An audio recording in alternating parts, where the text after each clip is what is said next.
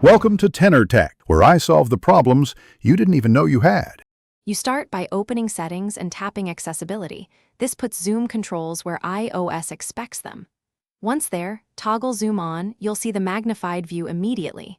Make sure your iPhone is updated and unlocked. That prevents unexpected behavior. After enabling, practice the basic gesture, 2-finger double tap to zoom in or out. This first step gets you into the mode and lets you verify the feature works before changing magnification or gestures.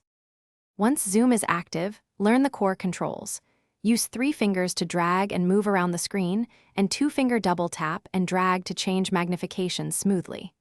Go back to Zoom options to set the maximum zoom level and show the Zoom controller for quick access. This helps if gestures feel fiddly. Make sure to enable Follow Focus so the view follows typing and selections. That keeps the cursor visible. Practicing these moves makes daily use fast and predictable. To finish, simply toggle Zoom off in Accessibility and your screen returns to normal.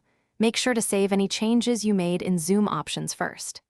If you want larger buttons and text system-wide, go to Settings, right arrow Display and Brightness, right arrow View, and pick Standard or Zoomed. That requires a quick restart. If the zoomed view becomes unresponsive, force restart the iPhone or reset accessibility settings. That usually clears a stuck magnification and gets you back to a usable screen.